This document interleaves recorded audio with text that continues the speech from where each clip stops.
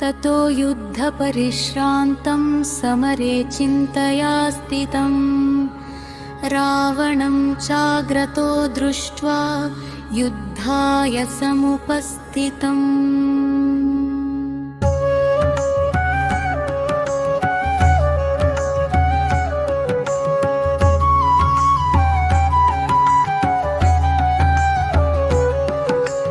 दैवतैश्च समागम्य द्रष्टुमभ्यागतो रणम् उपागम्य ब्रवीद्रामम् अगस्त्यो भगवान् ऋषि राम राम महाबाहो शृणु गुह्यं सनातनम् येन सर्वा नरीन् वत्स समरे विजयिष्यसि आदित्यहदयं पुण्यं सर्वशत्रुविनाशनम् जयावहं जपे नित्यम् अक्षय्यं परमं शिवम् सर्वमङ्गलमाङ्गल्यं सर्वपापप्रणाशनम् चिन्ताशोकप्रशमनम् आयुर्वर्धनमुत्तमम्।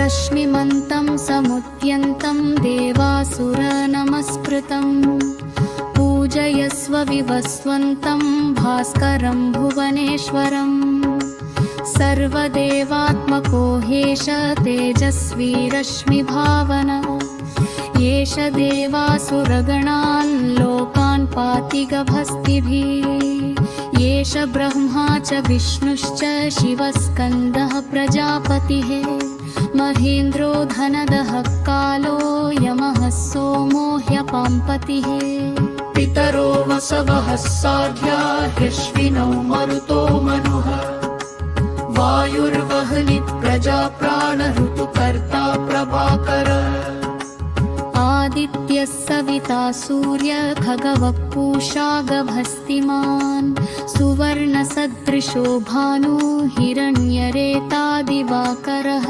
हरिदश्वः सहस्राचिः सप्तसप्तिर्मरीचिमान् तिमिरोन्मथनवः शम्भुवः त्वष्टा मृषुमान् हिरण्यगर्भः शिशिरतपनो भास्करो रविः अग्निगर्भोदितेः पुत्रशङ्खः शिशिरनाशन व्योमनाथस्तमो भेदी रुक्यजुत्सामपारगः घनावृष्टिरपां मित्रः विन्ध्यवीथिप्लवङ्गमः आतपी मण्डली मृत्युपिङ्गलः सर्वतापनः कविर्विश्वो महातेजा रक्तः सर्वभवोद्भवः नक्षत्रग्रहताराणाम् अधिपो विश्वभावनः तेजसामपि तेजस्वी द्वादशात्मन्नमरोरस्तु ते नमः पूर्वाय गिरये पश्चिमायाद्रये नमः ज्योतिर्गणानां पतये दिनाधिपतये नमः जयाय जयभट्टाय हर्यशाय नमो नमः नमो नमः सहस्रांशो आदित्याय नमो नमः नमः उग्राय धीराय सारंगाय नमो नमः नमः पद्मप्रबोधाय मार्ताण्डाय नमो नमः ब्रह्मेशानाच्युतेशाय सूर्यायादित्यवर्चसे भास्वते सर्वभक्षाय रौद्राय वपुषे नमः तमोघ्नाय हिमघ्नाय शत्रुघ्नायामितात्मने कृतघ्नघ्नाय देवाय ज्योतिषां पतये नमः तप्तचामीकराभाय वह्नये विश्वकर्मणे नमस्तमोर्भिनिघ्नाय रवये लोकसाक्षिणे नाशयत्येष वैभूतं तदेव सृजति प्रभुः पायत्येष तपत्येष वर्षत्येष गभस्तिभिः येष सुप्तेषु जागर्ति भूतेषु परिनिष्ठितः येष एवाग्निहोत्रं च फलं चैवाग्निहोत्रिणः वेदाश्च क्रतवश्चैव क्रतूनां फलमेव च यानि कत्यानि लोकेषु सर्व एष रवहितहुः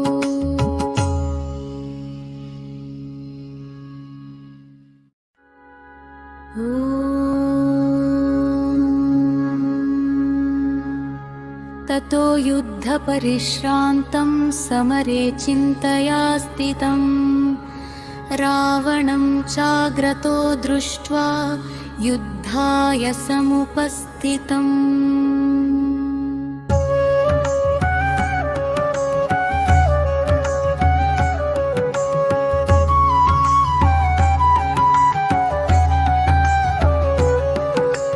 दैवतैश्च समागम्य द्रष्टुमभ्यागतो रणम् उपागम्य ब्रवीद्रामम् अगस्त्यो भगवान् ऋषि राम राम महाबाहो शृणु गुह्यं सनातनम् येन सर्वानरीन् वत्स समरे विजयिष्यसि आदित्यहदयं पुण्यं सर्वशत्रुविनाशनम् जयावहं जपे नित्यम् अक्षय्यं परमं शिवम् सर्वमङ्गलमाङ्गल्यं सर्वपापप्रणाशनम् चिन्ताशोकप्रशमनम् आयुर्वर्धनमुत्तमम्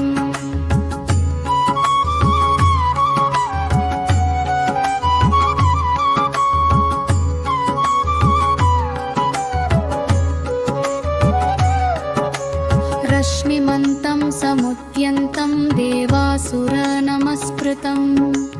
पूजयस्व विवस्वन्तं भास्करं भुवनेश्वरम् सर्वदेवात्मको हेश तेजस्वी रश्मिभावन येष देवासुरगणान् लोकान् पाति गभस्तिभिः येष ब्रह्मा च विष्णुश्च शिवस्कन्दः प्रजापतिः महेन्द्रो धनदः कालो यमः सोमो ह्यपाम्पतिः पितरो वसवः साध्या ह्यश्विनौ मरुतो मनुः वायुर्वह्नि प्रजा प्राणऋतुकर्ता प्रभाकर आदित्यः सविता सूर्य खगवः पूषा गभस्तिमान् सुवर्णसदृशो भानु हिरण्यरेता दिवाकरः हरिदश्वः सहस्राचिः सप्त सप्तिर्मरीचिमान्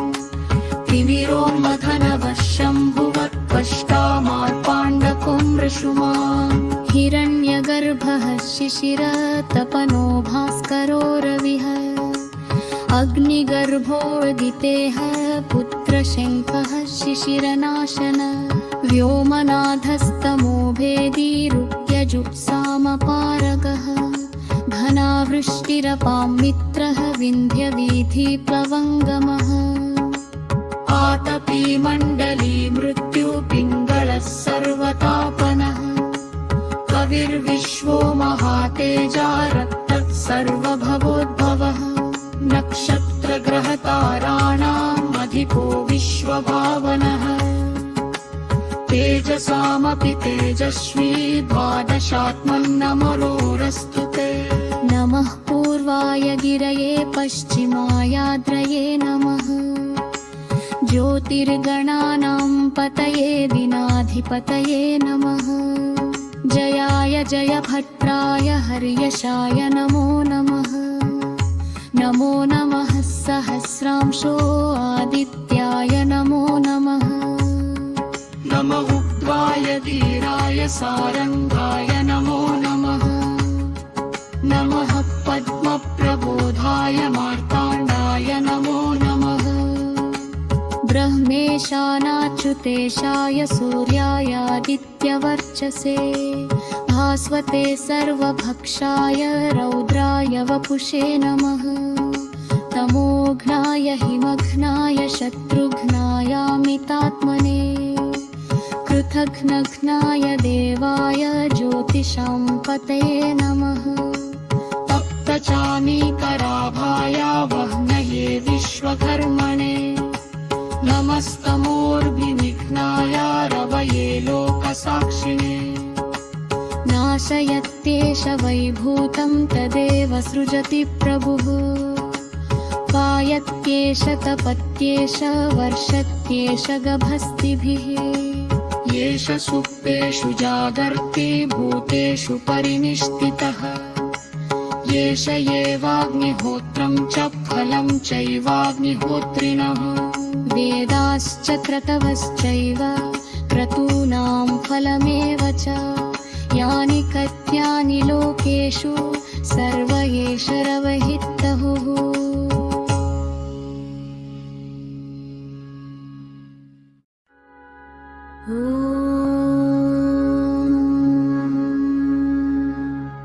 ततो युद्धपरिश्रान्तं समरे चिन्तया स्थितं रावणं चाग्रतो दृष्ट्वा युद्धाय समुपस्थितम्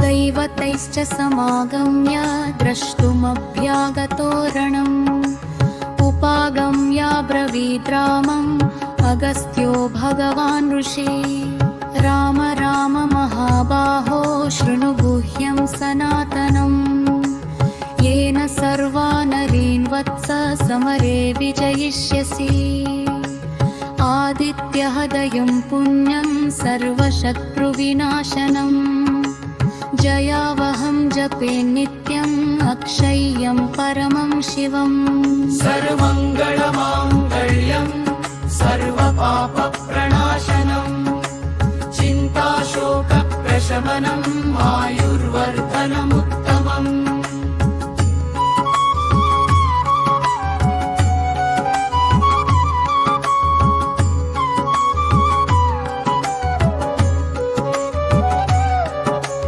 रश्मिमन्तं समुद्यन्तं देवासुरनमस्कृतं पूजयस्व विवस्वन्तं भास्करं भुवनेश्वरं सर्वदेवात्मको हेश तेजस्वी रश्मिभावन येष देवासुरगणान् लोकान् पाति गभस्तिभिः येष ब्रह्मा च विष्णुश्च शिवस्कन्दः प्रजापतिः महेन्द्रो धनदः कालो यमः सोमो ह्यपाम्पतिः पितरो वसवः साध्या ह्यश्विनौ मरुतो मनुः वायुर्वह्नि प्रजा प्राणऋतुकर्ता प्रभाकर आदित्यः सविता सूर्य खगवः पूषा गभस्तिमान् सुवर्णसदृशो भानु हिरण्यरेता दिवाकरः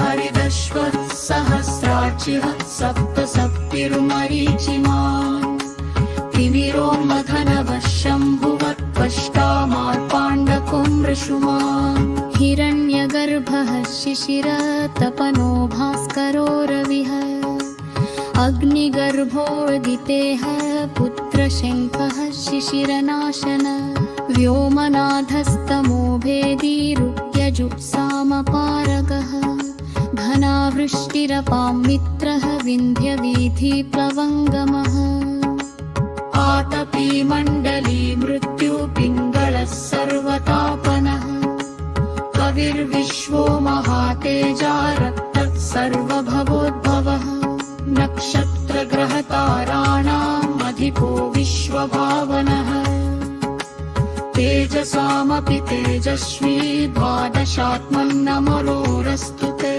नमः पूर्वाय गिरये पश्चिमायाद्रये नमः ज्योतिर्गणानां पतये दिनाधिपतये नमः जयाय जयभट्टाय हर्यशाय नमो नमः नमो नमः सहस्रांशो आदित्याय नमो नमः नमः उग्राय धीराय सारंगाय नमो नमः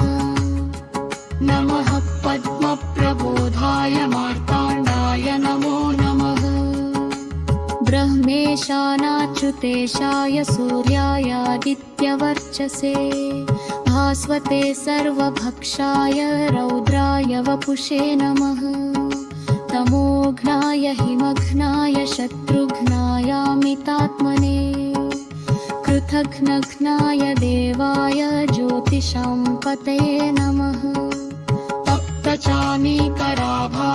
वह्नये विश्वकर्मणे नमस्तमोर्भिनिघ्नाय रवये लोकसाक्षिणे नाशयत्येष वैभूतं तदेव सृजति प्रभुः पायत्येष तपत्येष वर्षत्येष गभस्तिभिः येष सुप्तेषु जागर्ति भूतेषु परिनिष्ठितः येष एवाग्निहोत्रं च फलं चैवाग्निहोत्रिणः वेदाश्च क्रतवश्चैव क्रतूनां फलमेव च यानि कत्यानि लोकेषु सर्व एष रवहितहुः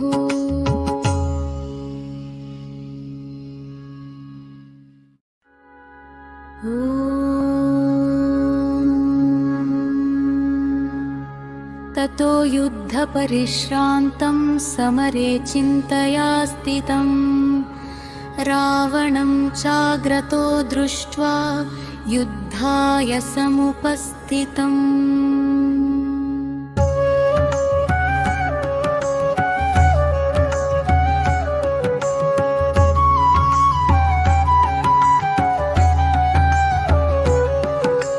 दैवतैश्च समागम्य द्रष्टुमभ्यागतो रणम् उपागम्याब्रवीद्रामम् अगस्त्यो भगवान् ऋषि राम राम महाबाहो शृणु गुह्यं सनातनम् येन सर्वा नरीन् वत्स समरे विजयिष्यसि आदित्यहदयं पुण्यं सर्वशत्रुविनाशनम् जयावहं जपे नित्यम् अक्षय्यं परमं शिवम् सर्वमङ्गलमाङ्गल्यं सर्वपापप्रणाशनम् चिन्ताशोकप्रशमनम् आयुर्वर्धनमुत्तमम्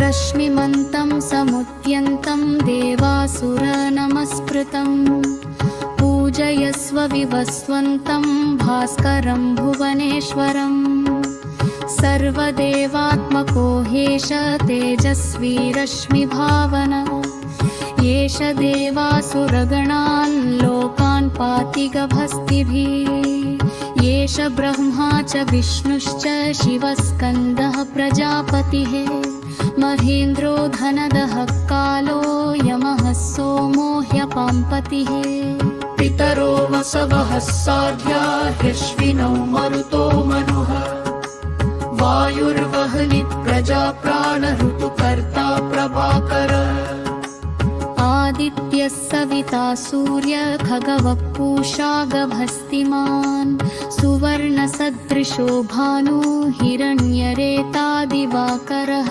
हरिदश्वः सहस्राचिः सप्त सप्तिर्मरीचिमान् तिमिरोन्मथनवः शम्भुवत्पष्टामार्पाण्डकुमृषुमान् हिरण्यगर्भः शिशिरतपनो भास्करो रविः अग्निगर्भोदितेः पुत्रशङ्कः शिशिरनाशन व्योमनाथस्तमो भेदी रुक्यजुप्सामपारगः घनावृष्टिरपां मित्रः विन्ध्यवीथिप्लवङ्गमः आतपी मण्डली मृत्युपिङ्गलः सर्वतापनः कविर्विश्वो महातेजा रक्तः सर्वभवोद्भवः नक्षत्रग्रहताराणाम् अधिको विश्वभावनः तेजसामपि तेजस्वी द्वादशात्मन्नमरोरस्तु ते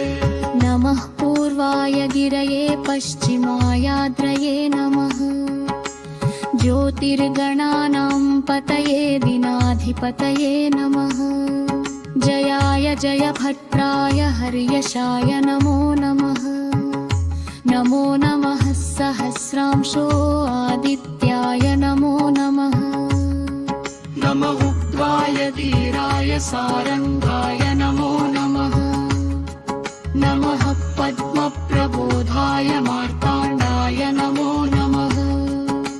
ब्रह्मेशानाच्युतेशाय सूर्याय आदित्यवर्चसे भास्वते सर्वभक्षाय रौद्राय वपुषे नमः। तमोघ्नाय हिमघ्नाय शत्रुघ्नायामितात्मने कृतघ्नघ्नाय देवाय ज्योतिषां पतये नमः। तप्तचामीकराभाय वह्नये विश्वकर्मणे नमस्तमोर्भिनिघ्नाय रवये लोकसाक्षिणे। नाशयत्येष वैभूतं तदेव सृजति प्रभुः। पायत्येष तपत्येष वर्षत्येष गभस्तिभिः। येष सुप्तेषु जागर्ति भूतेषु परिनिष्ठितः। येष एवाग्निहोत्रं च फलं चैवाग्निहोत्रिणः। वेदाश्च क्रतवश्चैव क्रतूनां फलमेव च। यानि कत्यानि लोकेषु सर्व एष रवहितहुः।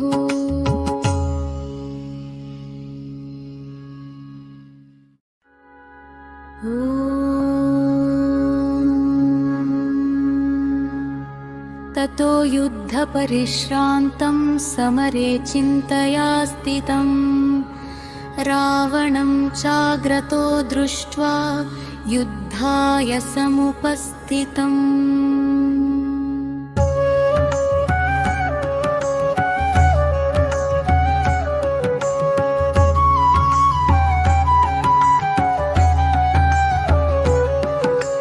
दैवतैश्च समागम्य द्रष्टुमभ्यागतो रणम्। उपागम्य ब्रवीद्रामम् अगस्त्यो भगवान् ऋषि। राम राम महाबाहो शृणु गुह्यं सनातनम्। येन सर्वा नरीन् वत्स समरे विजयिष्यसि। आदित्यहदयं पुण्यं सर्वशत्रुविनाशनम्। जयावहं जपे नित्यम् अक्षय्यं परमं शिवम्। सर्वमङ्गलमाङ्गल्यं सर्वपापप्रणाशनम्। चिन्ताशोकप्रशमनम् आयुर्वर्धनमुत्तमम्।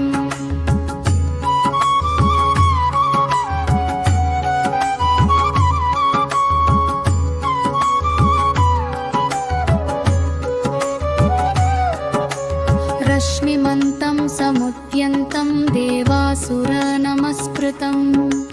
पूजयस्व विवस्वन्तं भास्करं भुवनेश्वरम्। सर्वदेवात्मको हेश तेजस्वी रश्मिभावन। येष देवासुरगणान् लोकान् पाति गभस्तिभिः। येष ब्रह्मा च विष्णुश्च शिवस्कन्दः प्रजापतिः। महेन्द्रो धनदः कालो यमः सोमो ह्यपाम्पतिः। पितरो वसवः साध्या ह्यश्विनौ मरुतो मनुः। वायुर्वह्नि प्रजा प्राणऋतुकर्ता प्रभाकर। आदित्यः सविता सूर्य खगवः पूषा गभस्तिमान्। सुवर्णसदृशो भानु हिरण्यरेता दिवाकरः। हरिदश्वः सहस्राचिः सप्त सप्तिर्मरीचिमान्। तिमिरोन्मथनवः शम्भुवः त्वष्टा मार्ताण्डकोऽमृषुमान्। हिरण्यगर्भः शिशिरः तपनो भास्करो रविः। अग्निगर्भोदितेः पुत्रशङ्खः शिशिरनाशन। व्योमनाथस्तमो भेदी रुक्यजुप्सामपारगः। घनावृष्टिरपां मित्रः विन्ध्यवीथिप्लवङ्गमः। आतपी मण्डली मृत्युपिङ्गलः सर्वतापनः कविर्विश्वो महातेजा रक्तः सर्वभवोद्भवः नक्षत्रग्रहताराणाम् अधिपो विश्वभावनः तेजसामपि तेजस्वी द्वादशात्मन्नमरोरस्तु ते नमः पूर्वाय गिरये पश्चिमायाद्रये नमः ज्योतिर्गणानां पतये दिनाधिपतये नमः जयाय जयभद्राय हर्यशाय नमो नमः नमो नमः सहस्रांशो आदित्याय नमो नमः नमः उग्राय धीराय सारंगाय नमो नमः नमः पद्मप्रबोधाय मार्ताण्डाय नमो नमः ब्रह्मेशानाच्युतेशाय सूर्याय आदित्यवर्चसे भास्वते सर्वभक्षाय रौद्राय वपुषे नमः तमोघ्नाय हिमघ्नाय शत्रुघ्नायामितात्मने कृतघ्नघ्नाय देवाय ज्योतिषां पतये नमः तप्तचामीकराभाय वह्नये विश्वकर्मणे नमस्तमोर्भिनिघ्नाय रवये लोकसाक्षिणे नाशयत्येष वैभूतं तदेव सृजति प्रभुः पायत्येष तपत्येष वर्षत्येष गभस्तिभिः येष सुप्तेषु जागर्ति भूतेषु परिनिष्ठितः येष एवाग्निहोत्रं च फलं चैवाग्निहोत्रिणः वेदाश्च क्रतवश्चैव क्रतूनां फलमेव च यानि कत्यानि लोकेषु सर्व एष रवहितहुः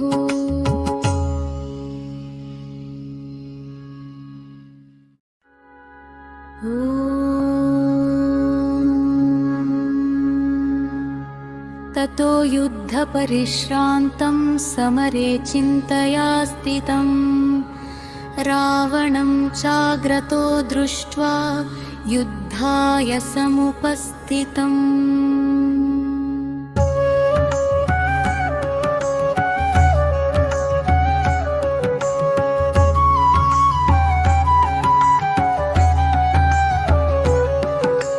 दैवतैश्च समागम्य द्रष्टुमभ्यागतो रणम् उपागम्य ब्रवीद्रामम् अगस्त्यो भगवान् ऋषि राम राम महाबाहो शृणु गुह्यं सनातनम् येन सर्वा नरीन् वत्स समरे विजयिष्यसि आदित्यहदयं पुण्यं सर्वशत्रुविनाशनम् जयावहं जपे नित्यम् अक्षय्यं परमं शिवम् सर्वमङ्गलमाङ्गल्यं सर्वपापप्रणाशनम् चिन्ताशोकप्रशमनम् आयुर्वर्धनमुत्तमम्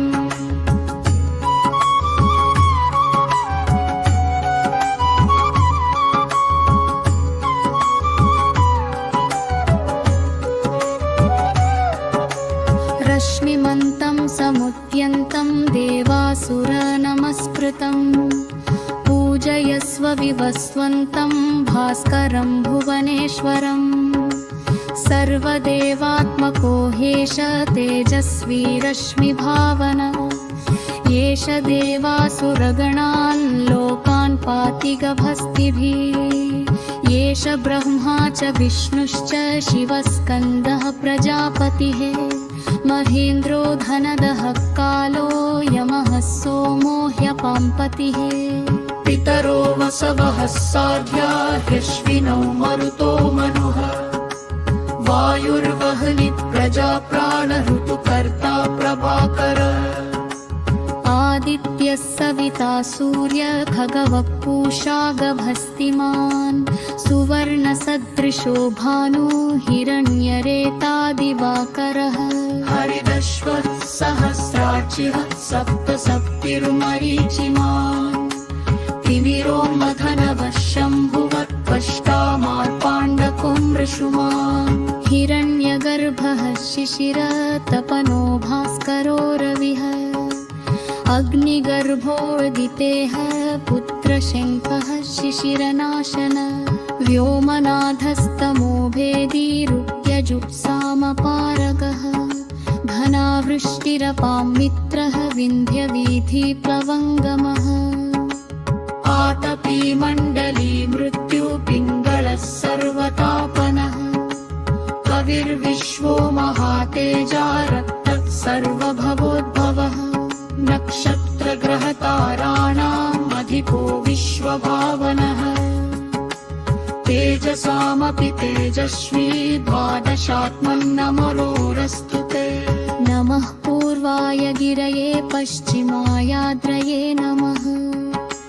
ज्योतिर्गणानां पतये दिनाधिपतये नमः जयाय जयभट्टाय हर्यशाय नमो नमः नमो नमः सहस्रांशो आदित्याय नमो नमः नमः उग्राय धीराय सारंगाय नमो नमः नमः पद्मप्रबोधाय मार्ताण्डाय नमो नमः ब्रह्मेशानाच्युतेशाय सूर्यायादित्यवर्चसे भास्वते सर्वभक्षाय रौद्राय वपुषे नमः तमोघ्नाय हिमघ्नाय शत्रुघ्नायामितात्मने कृतघ्नघ्नाय देवाय ज्योतिषां पतये नमः तप्तचामीकराभाय वह्नये विश्वकर्मणे नमस्तमोर्भिविघ्नाय रवये लोकसाक्षिणे नाशयत्येष वैभूतं तदेव सृजति प्रभुः पायत्येष तपत्येष वर्षत्येष गभस्तिभिः येष सुप्तेषु जागर्ति भूतेषु परिनिष्ठितः येष एवाग्निहोत्रं च फलं चैवाग्निहोत्रिणः वेदाश्च क्रतवश्चैव क्रतूनां फलमेव च यानि कत्यानि लोकेषु सर्व एष रवहितहुः